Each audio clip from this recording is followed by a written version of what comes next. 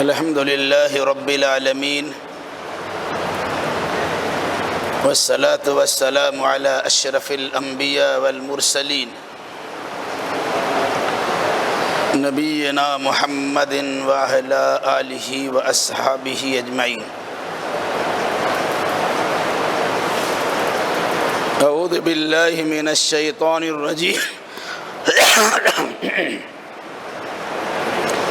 أعوذ بالله من الشيطان الرجيم. بسم الله الرحمن الرحيم.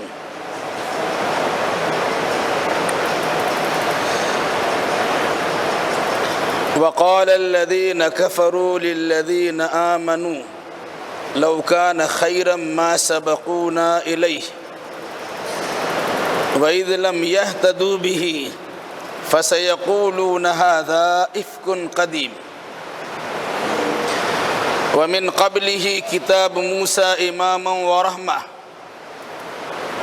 وهذا كتاب مصدق لسانا عربيا لينذر الذين ظلموا وبشرى للمحسنين. إن الذين قالوا ربنا الله ثم استقاموا إن الذين قالوا ربنا الله ثم استقاموا فلا خوف عليهم ولا هم يحزنون أولئك أصحاب الجنة خالدين فيها جزاء بما كانوا يعملون.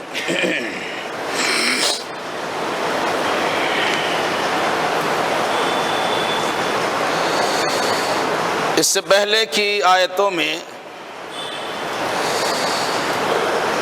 رسول اکرم صلی اللہ علیہ وسلم نے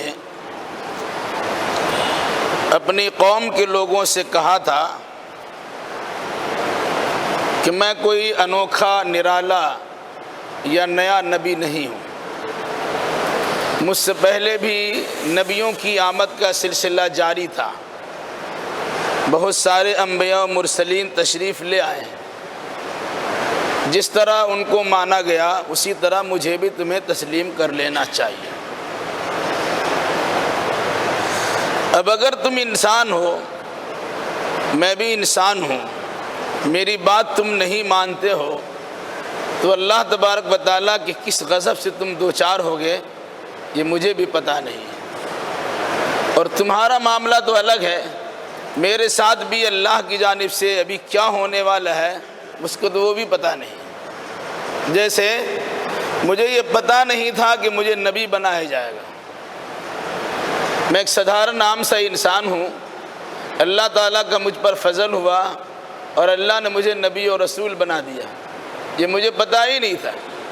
میں جانتا بھی نہیں تھا کہ ایمان کیا چیز ہوتی ہے اور کتاب کیا چیز ہوتی ہے. یہ تو اللہ تعالیٰ کا خصوصی فضل و کرم ہوا. اللہ نے میرا انتخاب کیا اور مجھے نبی اور رسول بنا دیا. اب اس کے بعد آگے کیا معاملہ ہونے والا ہے؟ قوم کی طرف سے جھٹلانے کا معاملہ ہوگا, قوم کی طرف سے ماننے کا معاملہ ہوگا, قوم کی طرف سے پذیرائی ہوگی, قوم کی طرف سے ذلت و خواری ہوگی, قوم کی طرف سے سر پہ اٹھایا جائے گا یا قوم کی طرف سے ہمیں گاؤں سے بھگا دیا جائے گا. سب کو کچھ پتہ نہیں ہے, لیکن حالات اور قرآن بتلاتے ہیں کہ اگر تم لوگوں نے اصلاح اپنی نہیں کی تو پھر اللہ کے عذاب سے بچ نہیں سکو گے, کیونکہ اللہ نے مجھے اپنا نبی اور رسول بنایا ہے.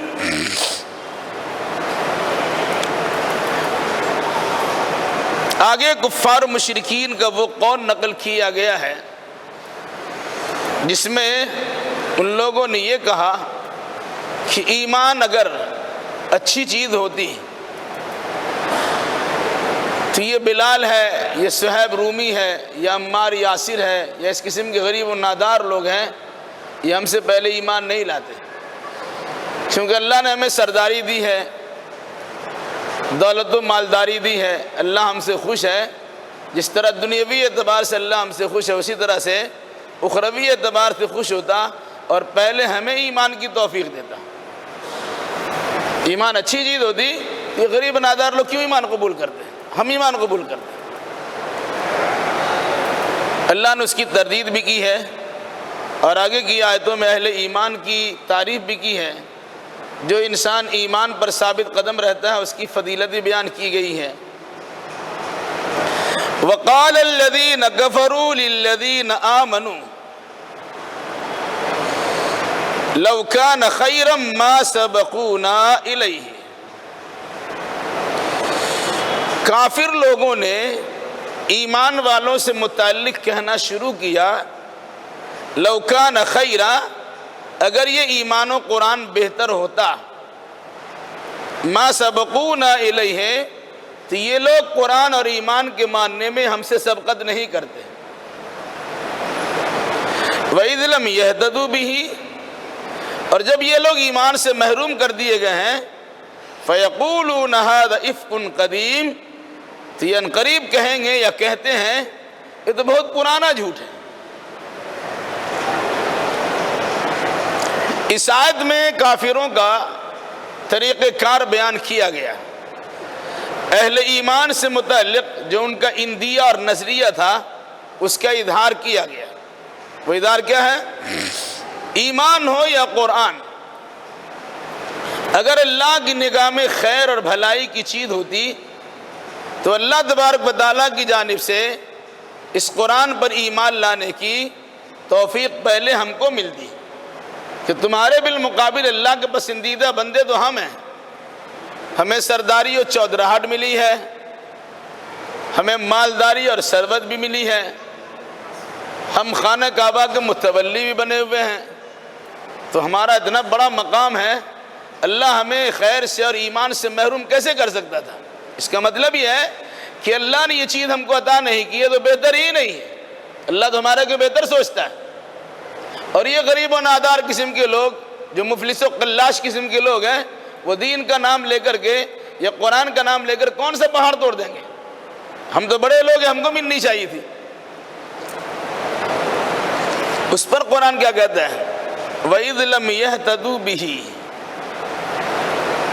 اور جب یہ لوگ اس پر ایمان نہیں لا سکے، ایمان کی دولت سے محروم کر دیے گئے، تو کیا کہتے ہیں؟ فَسَيَقُولُونَ هَذَا إِفْكٌ قَدِيمٌ، تو کہتے ہیں یہ تو بہت پرانا گڑھا ہوا ہے، جھوٹ بات ہے، پرانی جھوٹ بات ہے. یعنی قرآن کو کفار مشرکین نے جھوٹ کہنا شروع کیا، وہ بھی گڑھا ہوا جھوٹ. کیوں ایسا کہا؟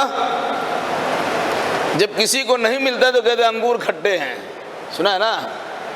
نہیں ملنے پر انگور کھٹے ہیں، مل جائے تو آرام سے کھا لیں گے. ہدایت سے محروم ہو گئے، ہدایت تو ملی نہیں، تو اپنے آپ کو وزندار بنانا بھی ہے.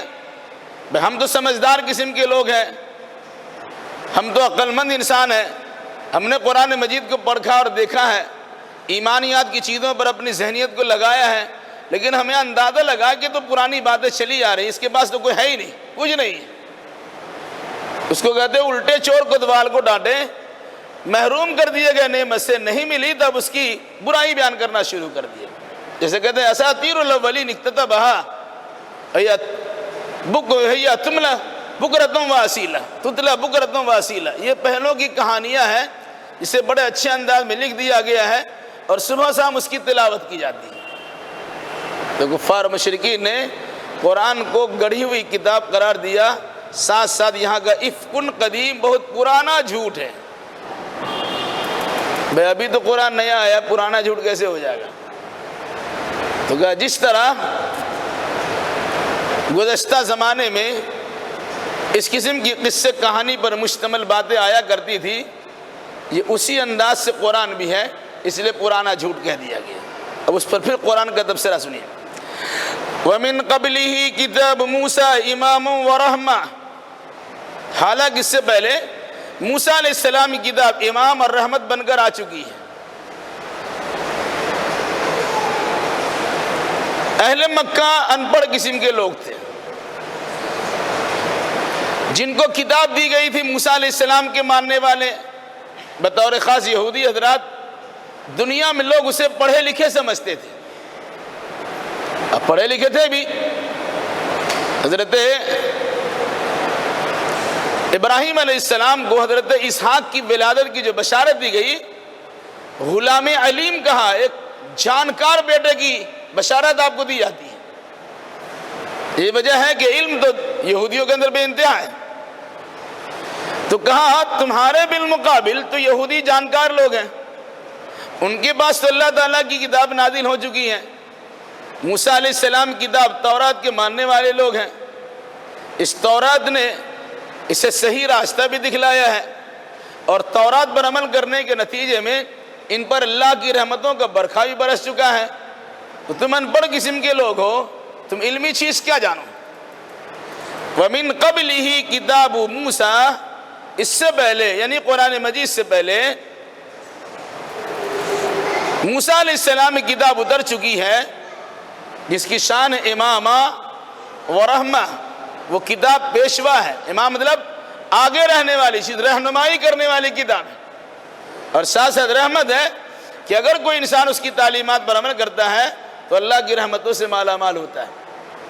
تو یہودیوں پر اللہ کی رحمت بھی ہے، اور یہودیوں کو اللہ تبارک و تعالیٰ نے تورات کے ذریعے سے راستہ بھی دکھایا ہے۔ پھر اس کے بعد کیا کہا؟ وَهَذَا كِتَابٌ مُصَدِّقٌ لِسَانًا عَرَبِيًّا لِيُنذِرَ الَّذِينَ ظَلَمُوا وَبُشْرَى لِلْمُحْسِنِينَ، اور یہ کتاب یعنی قرآن مصدقن، تصدیق کرنے والی ہے، لسانً عربیہ، عربی زبان میں ہے، لِيُنذِرَ الَّذِينَ ظَلَمُوا، تاکہ ظالموں کو یا گناہگاروں کو، مشرکوں کو خبردار کر دے، وَبُشْرَى لِلْمُحْسِنِينَ، اور تاکہ مخلصین کو یا نیکوکار انسانوں کو خوشخبری سنائیں۔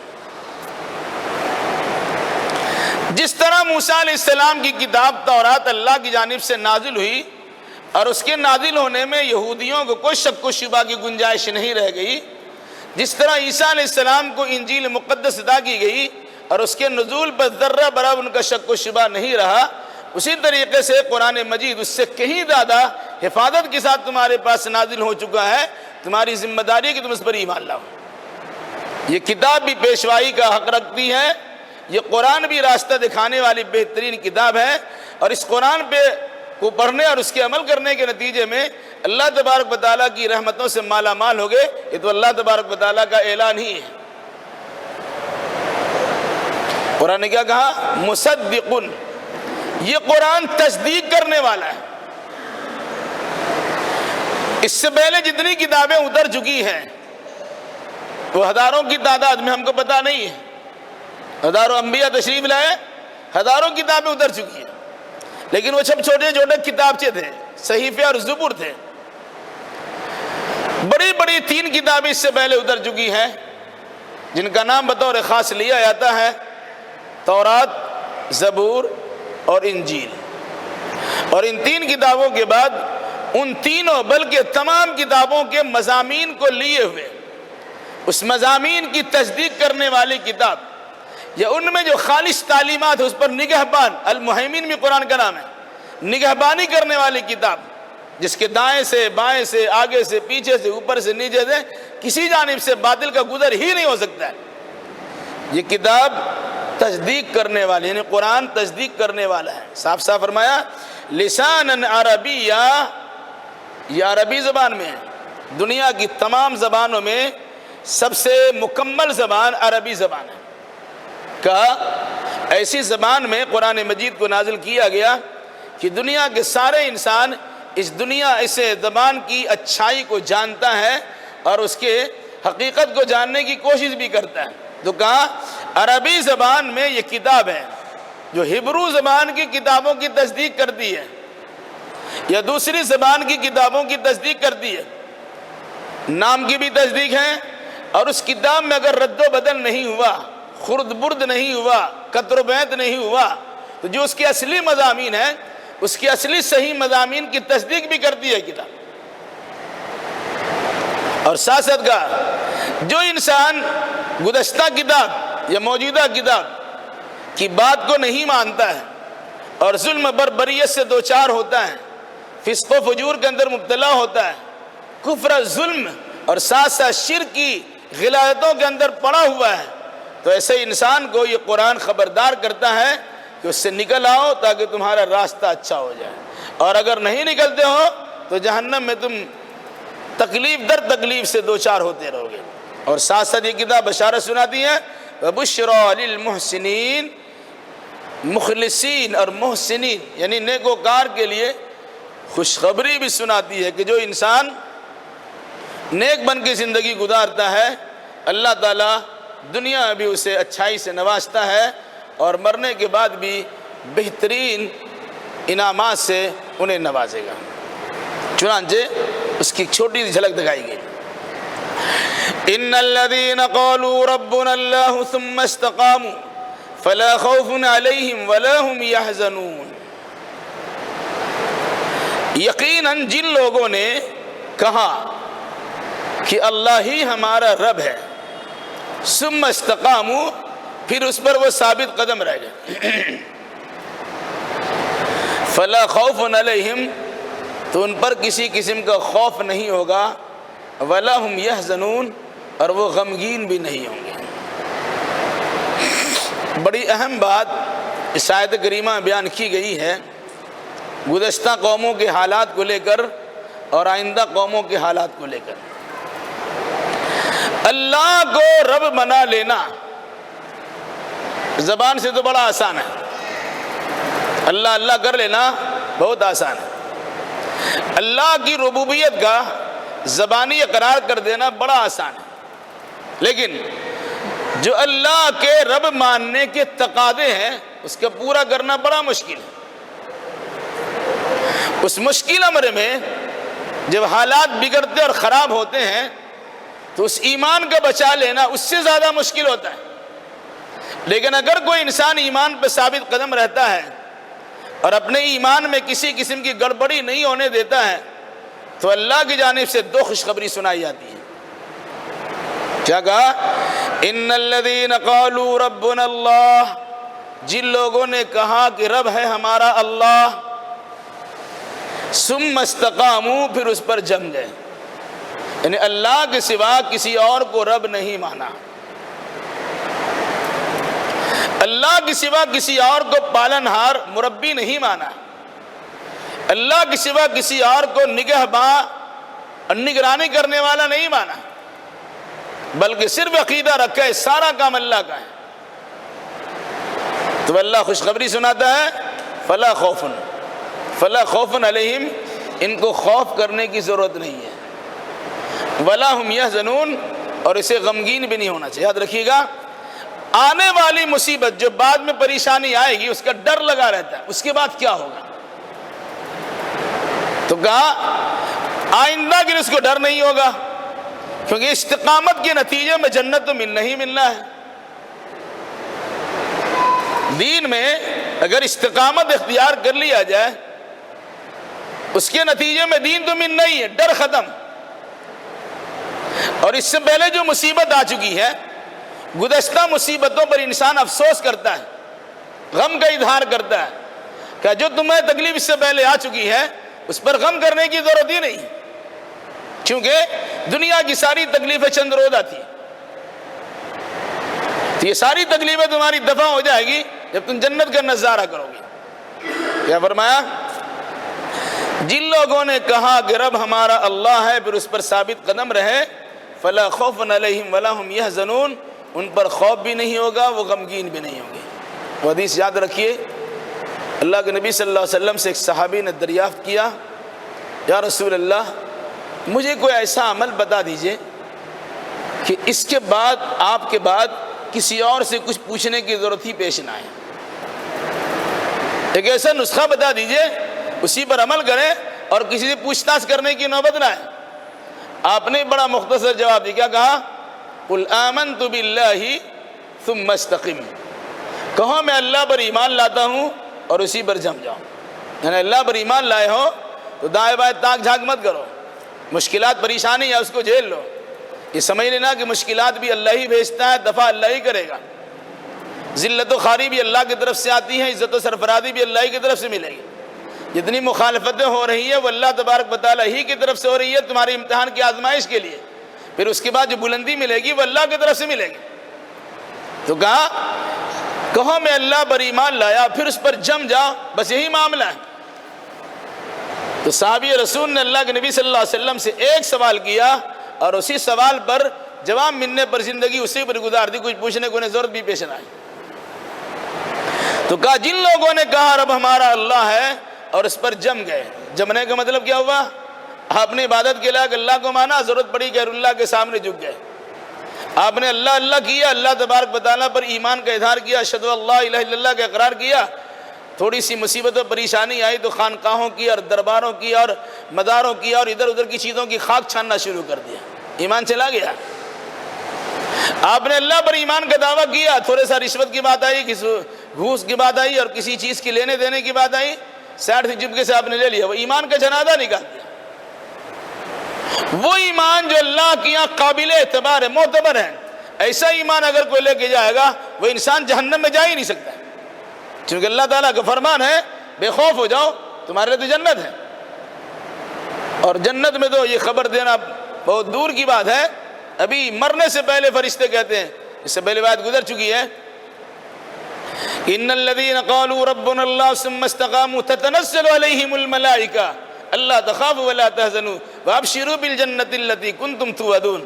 فرشتے اس کے بعد اترتے اور کہتے غم مت کرو، خوف مت کرو، غم بھی مت کرو، اور سنو ہم بھی تمہارے ساتھ ہیں، اللہ تخافوا ولا تحزنوا وابشروا بالجنة التي كنتم توعدون۔ اس جنت کی خوشخبری سن کے خوش ہو جاؤ جس کا تم سے وعدہ کیا گیا، نحن اولیاؤکم فی الحیات الدنیا وفی الآخرہ، دنیا میں بھی ہم تمہارے دوست ہیں، آخرت میں تمہارے دوست رہیں گے۔ مفسرین نے بیان کیا کہ مصیبت کی گھڑی میں آگے فرشتے کہتے ہیں، یہ الگ سی بات ہے کہ ہمارے کان میں سنائی نہیں دیتا، یہ مرنے کے وقت میں فرشتے کہتے ہیں گھبراؤ مت، ہم تو تمہارے ساتھ ہی ہیں۔ قبر میں فرشتے کہتے ہیں گھبراؤ مت، ہم تمہارے ساتھ ہیں۔ حشر میں فرشتے کہتے ہیں گھبراؤ مت، ہم تمہارے ساتھ ہیں۔ جنت میں فرشتے کہتے ہیں گھبراؤ مت، ہم تمہارے ساتھ ہیں۔ جس انسان کی حفاظت کے لیے فرشتے مامور ہو اسے کیا تکلیف پہنچ سکتی ہے؟ شاید یہ ہے ایمان میں پختگی چاہیے اور کامل ایمان ہونا چاہیے، نتیجے کے طور پر اللہ کی جانب سے خوشخبری ملتی رہتی ہے۔ کیا فرمایا؟ ثم استقاموا، جو انسان کہا کہ رب اللہ ہے میرا اور پھر اس پر ثابت قدم رہتا ہے، فلا خوف علیہم ولا هم يحزنون، انہیں خوف بھی نہیں ہوگا، وہ غمگین بھی نہیں ہوگا، آنے والی مصیبت کا ڈر بھی نہیں رہے گا اور گزشتہ مصیبت پر ان کو غم کا اظہار بھی نہیں کر پائیں گے، غم بھی نہیں ہوگا۔ اولئک اصحاب الجنہ خالدین فیہا، یہی لوگ جنتی ہے، جنت والے ہیں اور ہمیشہ ہمیشہ اس میں رہیں گے۔ کیسے ملا؟ جزاء بما كانوا يعملون، انہوں نے جو اچھا عمل کیا اس کا بدلہ ہے۔ صرف ایمان کا اظہار کر دیا، اقرار کر لیا اور کچھ کام ہی نہیں کرتے، نہیں کچھ ملے گا۔ وہ ایمان قابل اعتبار نہیں ہے کہ جس کے ذریعے سے اعمال صالحہ کی توفیق نہ ملے۔ ایک انسان ایماندار ہونے کے بعد وہ کسی کل چین محسوس کر ہی نہیں سکتا ہے، جب تک اللہ کی بندگی کے سارے مراسم کو ادا کرنے کی کوشش نہیں کرے گا اس کو سکون نہیں ملے گا۔ وہ ایماندار کیا ہے؟ جو ٹانگ پسارے سوتا ہے اور اللہ کی بندگی کرنے سے گریز کرتا ہے، اس کے ایمان ہی نہیں ہے۔ ہم ایماندار تصور کرتے ہوں گے، ان کو ایماندار مانتے ہوں گے، لیکن وہ ایمان والا نہیں ہے جس کا ایمان عمل کرنے کی رغبت نہ دلائے۔ جس ایمان کے بعد انسان کو عمل کی توفیق نہ ملے، وہ بھی اچھا عمل کی توفیق نہ ملے، اس کے ایمان کا اعتبار نہیں۔ یہی وجہ ہے قرآن میں جہاں بھی ایمان کا تذکرہ کیا گیا وہی عمل صالح کا تذکرہ ہے، جہاں عمل صالح کا تذکرہ کیا وہی ایمان کا تذکرہ۔ ایمان و عمل یہ لازم و ملزوم ہے۔ جزاء بما كانوا يعملون، فرشتوں کی جانب سے یہ کہنا کہ تمہیں خوف کرنے کی ضرورت نہیں ہے، تمہیں غمگین ہونے کی حاجت نہیں ہے، یا ان کو جنتی ہونے کا سرٹیفکیٹ دینا، مجد و خوشخبری سنانا، یہ سارا معاملہ کب ہے؟ جزاء بما كانوا يعملون، یہ بدلہ ہے اس سبب سے یا اس کا جو یہ عمل کرتے رہے۔ تو اچھے اعمال کے بدلے کے طور پر اللہ کی جانب سے فرشتے مامور کیے آتے ہیں، ان کی حفاظت بھی ہوتی ہے دنیا میں، برزخ میں، حشر میں، جنت میں خوشخبری سناتے ہیں۔ آگے فرمایا وَوَصَّيْنَا الْإِنسَانَ بِوَالِدَيْهِ إِحْسَانًا، اور ہم نے انسان کو وصیت کی ہے کہ وہ اپنے ماں باپ کے ساتھ حسن سلوک کرے۔ اس سے پہلے سورہ بنی اسرائیل میں گزر چکا وَقَضَىٰ رَبُّكَ أَلَّا تَعْبُدُوا إِلَّا إِيَّاهُ وَبِالْوَالِدَيْنِ إِحْسَانًا، اللہ نے اعلان کر دیا کہ اللہ کے سوا عبادت کے لائق کوئی نہیں ہے، اور تمام حسن سلوک میں سب سے زیادہ حسن سلوک کا مستحق تمہارے ماں باپ ہیں۔ انسان ادھر ادھر بہت بگاڑتا ہے لیکن ماں باپ کو لادی مارتا ہے۔ بڑے اچھے اچھے انسان کو دیکھا گیا بظاہر کہ مسجد کے دروازے پر بانٹ رہا ہے، غریب و نادار کی بڑی خدمت کر رہا ہے، پیسے لٹا رہا ہے، مال خرچ کر رہا ہے، لیکن ماں باپ بھوکا مرتا ہے، اس کی طرف تاکتا جھانکتا بھی نہیں ہے۔ انسان کے حسن عمل کی، اچھائی کی گواہی اسی وقت مل سکتی ہے جب اس کے گھر کے لوگ گواہی دیں کہ اچھے لوگ ہیں، یہ اچھے انسان ہیں۔ گھر کے لوگ، ماں باپ بھی شامل ہیں، بیٹا بیٹی بھی شامل ہے، بیوی بچے بھی شامل ہیں، سب شامل ہیں۔ خیرکم خیرکم لأہلہ وانا خیر لأہلی، تم میں سے بہتر انسان وہ ہے جو اپنے گھر والوں کے لیے بہتر ہو اور میں اپنے گھر والوں کے لیے بہتر۔ اللہ کے نبی صلی اللہ علیہ وسلم کا فرمان، کیا فرمایا؟ وَوَصَّيْنَا الْإِنسَانَ بِوَالِدَيْهِ، اور ہم نے انسان کو وصیت کی ہے ان کے والدین کے بارے میں کہ تم ان کے ساتھ حسن سلوک کرو، اچھا سلوک کرو۔ کیوں؟ حملتہ امہ کرہا ووضعتہ کرہا، ان کو اٹھائے پھرتی تھی ماں مصیبت کے ساتھ، تکلیف کے ساتھ، ووضعتہ کرہا، اور اس کی ماں نے اسے جنم دیا، جنا ہے بڑی مشقت کے ساتھ۔ وحملہ وفصالہ 30 شہرا، اس کے حمل کی مدت اور دودھ چھرانے کی مدت 30 مہینے ہیں۔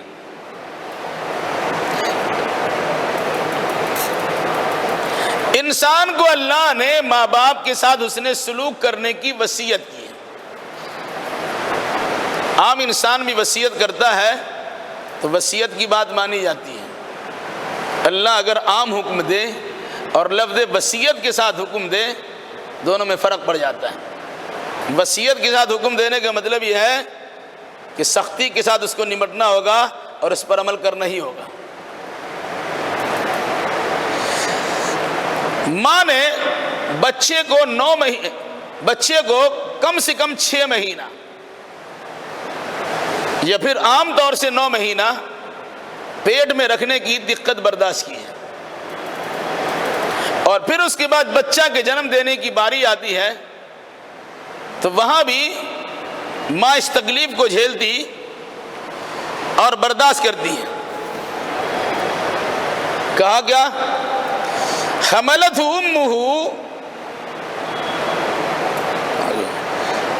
کرہن ووضعتہ کرہا، ان کی ماں نے تکلیف کے ساتھ ان کے بوجھ کو پیٹ میں اٹھائے رکھا، یعنی حمل کی شدت کو برداشت کیا۔ ووضعتہ کرہا، اور ان کی ماں نے اسے بڑی تکلیف کے ساتھ جنم دیا۔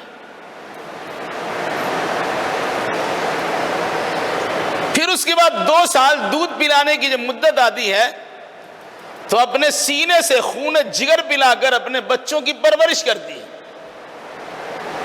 کیا کہا؟ وَحَمْلُهُ وَفِصَالُهُ 30 شہرا، اس کے حمل کی مدت اور دودھ پلانے کی مکمل مدت دونوں ملا کر کے 30 مہینے پورے ہوتے ہیں۔ سال میں 12 مہینے ہیں، 12 دن 24، 2 سال ہو گئے، اور اس کے بعد 6 مہینہ، کتنے میں؟ 2.5 سال۔ تو 2.5 سال دودھ پلانے کی مدت نہیں ہے۔ بہت سے فقہ میں یہ بات ہے کہ 2.5 سال دودھ پلانے کی مدت نہیں ہے۔ 2.5 سال نہیں، دودھ پلانے کی مدت 2 ہی سال ہے۔ 6 مہینہ اس میں شامل ہے حمل کی مدت۔ یہ وجہ ہے شادی کے بعد اگر کسی عورت نے 6 مہینہ ہوتے ہی بچہ جن دیا، اس عورت پر زناکار ہونے کا الزام نہیں لگایا جا سکتا ہے۔ شادی کے فوراً بعد یعنی 6 مہینے کی مدت پوری ہوئی اور بچہ پیدا ہو گیا تو یہ نہیں کہا جا سکتا کہ 7 مہینے کے بچہ ہوتا ہے 7 مسوا ہوتا ہے، یا 9 مہینے کے بچہ ہوتا ہے اس سے پہلے بچہ حرامی ہو جائے گا، نہیں کہہ سکتے۔ کیونکہ قرآن نے کہا 6 مہینے کی کم سے کم مدت، یعنی حمل کی کم سے کم مدت 6 مہینے کی ہوتی ہے، اس لیے 6 مہینے میں اگر بچہ جن دیا وہ بچہ حلالی ہوگا، حرامی نہیں ہوگا۔ دوسری بات، اللہ کے رسول نے باپ کے بالمقابل ماں کا 3 درجہ زیادہ رکھا ہے۔ وہ حدیث مشہور ہے، ایک صحابی نے اللہ کے نبی سے کہا فمن احق بحسن صحابتی، میرے حسن سلوک کی زیادہ مستحق کون ہے؟ تو آپ نے 3 بار فرمایا تمہاری ماں، تمہاری ماں، تمہاری ماں. 3 بار سوال ہوا اور 3 بار کہا تمہاری ماں. پھر جب چوتھے بار سوال ہوا تب کہا تمہارا باپ. کیا مطلب ہوا؟ ماں کے مقابلے میں باپ کا درجہ 3 گنا کم ہے. یہ الگ سی بات ہے کہ باپ جنت کا دروازہ ہے، لیکن ماں کے قدموں کے نیچے جنت ہے. ان تمام چیزوں کے بعد دنیاوی اعتبار سے جو حسن سلوک کا معاملہ ہے کہ باپ کے ساتھ کرنا ہو اس سے پہلے 3 بار اپنے ماں کے ساتھ حسن سلوک کر لو. وجہ کیا ہے؟ 3 وقتوں میں جو کام ماں کرتی ہے وہ باپ نہیں کرتا ہے. پہلا وقت حملت امہ کرہا، حمل کی تکلیف صرف ماں برداشت کرتی ہے، باپ کو حمل کی تکلیف نہیں ملتی ہے. وضعت کرہا، جنم دینے کی تکلیف ماں برداشت کرتی ہے، باپ کو تکلیف نہیں ہوتی. مال خرچ کرنے کی تکلیف ہوگی، بیوی پریشانی میں اس کی تکلیف ہوگی، بچہ مشکل سے پیدا ہوگا اس کی تکلیف ہوگی، لیکن جو فی نفسہ ہی جو تکلیف ماں برداشت کرتی ہے وہ باپ کو نہیں ملتی. 2 ہو گئے. تیسرا وَحَمْلُهُ وَفِصَالُهُ 30 شہرا، حمل اور دودھ پلانے کی مدت 30 مہینے ہے، یعنی مدت حمل کے بعد 2 سال دودھ پلانے کی مدت آتی ہے. حولین کاملین لمن اراد ان یتم الرضاع، 2 مکمل سال ہے جو دودھ پلانے کی مدت مکمل کرنا چاہیں تو 2 سال ماں اپنے سینے سے دودھ پلاتی، باپ نہیں پلاتا. یہ 3 درجہ ماں کا باپ سے زیادہ بنانے کے لیے، اس لیے کہا اپنے ماں کے ساتھ حسن سلوک کرو، اپنے ماں کے ساتھ حسن سلوک کرو، اپنے ماں کے ساتھ حسن سلوک کرو. چوتھے بار نے فرمایا اپنے باپ کی خدمت کرو. باپ کے ساتھ ایسا نہیں ہے کہ ماں ہی کرے اور باپ کو چھوڑ دیں، یہ ہرگز مفہوم نہیں ہے. درجہ کے اعتبار سے بتایا گیا کہ حسن سلوک کے زیادہ مستحق باپ سے زیادہ 3 گنا ماں ہے، اس کے بعد چوتھے نمبر پر باپ ہے. اچھا، حتی اذا بلغ اشدہ وبلغ 40 سنہ، یہاں تک کہ جب بچہ پہنچ جاتا ہے سن شعور کو. سن شعور عام طور سے کہا جاتا ہے 33 سال، 30-33 سال سے وہ شروع ہوتا ہے. وبلغ 40 سنہ، اور وہ 40 سال کی عمر کو پہنچ جاتا ہے. وہ 30 کے بعد وہ سلسلہ شروع ہوتا اور 40 پہ جا کے مکمل ہو جاتا. سن رشد یا سن شعور جو کہتے ہیں سمجھداری کی عمر، وہ اصلی عمر کیا ہوتی ہے؟ 30 سے یا 33 سے لے کے 40 تک. یہی وجہ ہے کہ انبیاء کرام علیہ السلام کو عموماً 40 سال میں نبوت ملی ہے. 40 سال سے پہلے نبی نہیں بنایا گیا. معجزاتی انداز میں حضرت عیسیٰ علیہ السلام ہو الگ سی بات ہے، ورنہ اللہ تبارک و تعالیٰ نے ضابطے کے طور پر جو نبی بنایا وہ 40 سال میں. تو آخری کے جو 10 سال یا 8 سال یا 7 سال شعور کی عمر ہوتی ہے کہ اس میں پختہ ہو جاؤ، تاکہ آئندہ اگر دعوت و تبلیغ کے راستے میں کسی قسم کی مزاحمت و پریشانی آئے تو اس کے سنجیدگی کے ساتھ اور متانت سے مقابلہ کر سکو گے. کیا فرمایا؟ حتی اذا بلغ اشدہ، جو بچہ ماں کے پیٹ سے جنم لیا، 6 مہینہ حمل کی مدت کو لیا، جنم لیا، 2 سال دودھ پی لیا، پھر اس کے بعد بڑھتا چلا گیا یہاں تک کہ سن شعور کو پہنچ گیا، عقل مندی کے شروعاتی دور پہنچ گیا. اور اسی پر بس نہیں، وبلغ 40 سنہ، وہ مکمل 40 سال کا ہو گیا. اس انسان کے عقل مند ہونے کی علامت یہ ہوگی، یاد رکھیے گا، قرآن نے جس بات کو بیان کیا ہے میں اس پر ایک نقطہ بیان کرتا ہوں. ہر انسان اپنے آپ کو عقل مند سمجھتا ہے، ہم تو شعور والا ہے، سمجھدار ہے، صاحب ادراک ہے، اچھی سوجھ بوجھ رکھتے ہیں.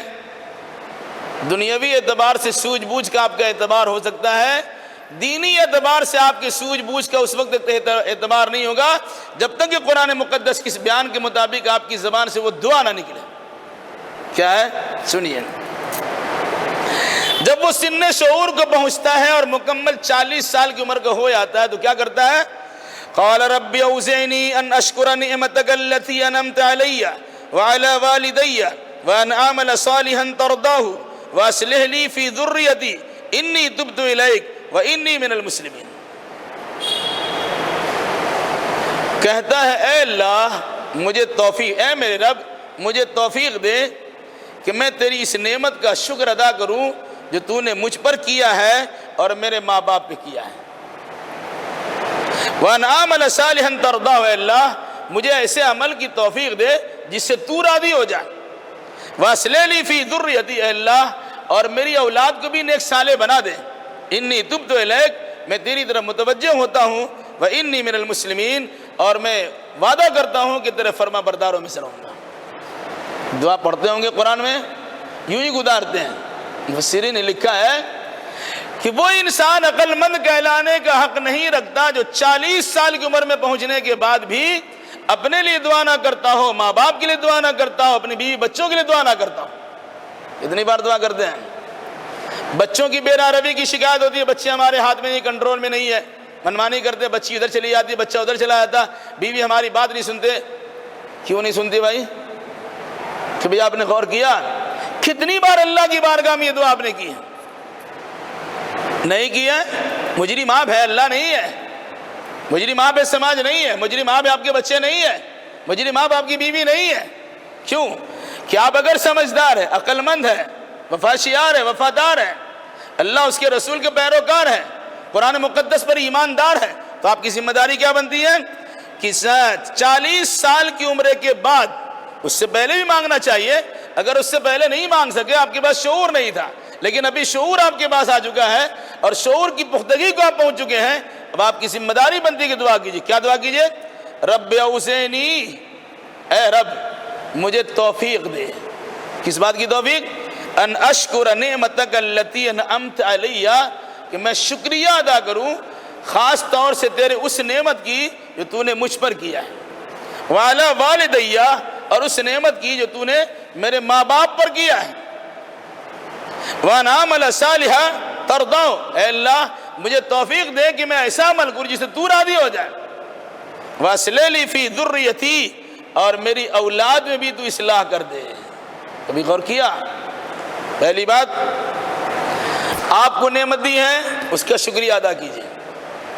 آپ کے ماں باپ کو دیندار بنایا ہے، نیکوکار بنایا ہے، مالدار بنایا ہے، سرمدار بنایا ہے، اور سب کچھ بنا اچھے ایسے آپ زندگی ماں باپ کی صحبت میں گزار رہے ہیں، تو ماں باپ کو جو نعمت ملی اس کا بھی شکریہ آپ ادا کیجیے۔ ماں باپ تو کریں گے، آپ کو بھی شکریہ ادا کرنا چاہیے، ورنہ اگر باپ کو اور ماں باپ کو فقیر لقیر کا فقیر بنا دیں اور کنگال کی طرح زندگی گزارنے پر مجبور کر دیں تو آپ کہاں جائیں گے؟ آپ بھی وہیں رہیے گا۔ اللہ کے فضل و کرم سے ماں باپ نے آپ کو صحیح تربیت دی ہے، صحیح کھلایا پلایا ہے، صحیح انداز سے رکھا ہے، وہ اللہ کی طرف سے ملا ہے تبھی۔ تو اپنی صحت و تندرستی پر دعا کیجئے، اپنے جو آپ کو جو دولت ملی اس پر دعا کیجئے، جو آپ پر نعمت ملی اس پر اللہ تبارک کا شکریہ ادا کیجئے، اور اسی طریقے سے جو آپ کے ماں باپ پر اللہ کی نعمتیں ہوئی ہیں اس کا بھی شکریہ ادا کیجئے۔ اور اسی پر نہیں ہے کہ اللہ بڑا مالدار بنا دیا، نہیں، خاص دعا یہ بھی کیجئے وَأَنْ عَمَلَ صَالِحًا تَرْضَاهُ، مجھے صحیح عمل کی، حسن عمل کی، نیک عمل کی توفیق دے۔ پھر اس میں ایک شرط لگائی، وہ نیک عمل جس سے تو راضی ہو جائے۔ انسان نیک عمل بہت کرتا ہے لیکن اس سے اللہ راضی نہیں تو ناراض ہو جاتا ہے۔ نماز پڑھتا ہے، ایک پاؤں پہ کھڑا ہو کے نماز پڑھتا ہے، نیک عمل تو کر رہے ہیں، اللہ کے لیے کر رہے ہیں، تمہارا دوسرا پاؤں ٹوٹ جائے اچھا ہے، کیونکہ اللہ نے 2 پاؤں تمہیں دیا، ایک پاؤں پہ کیوں کھڑے ہوتے ہو؟ بعض بزرگوں سے متعلق یہ عقیدہ بیان کیا تھا، ایک پاؤں پہ کھڑے ہوئے، ٹھیک ہے، پانی میں کھڑے ہو کر قرآن لیے ہوئے تپسیا کر رہے ہیں، لا حول ولا قوت الا باللہ۔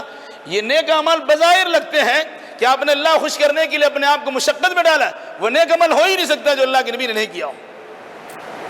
تو کیا کہا؟ 40 سال کی عمر میں پہنچنے والا انسان اپنے اوپر کی گئی نعمت کا بھی شکریہ ادا کرتا ہے، ماں باپ پر ہونے والی نعمت کا شکریہ ادا کرتا ہے، اور ساتھ ساتھ اللہ سے وہ توفیق مانگتا ہے کہ اللہ ایسے عمل کی توفیق دے کہ جس عمل سے تو راضی ہو جائے۔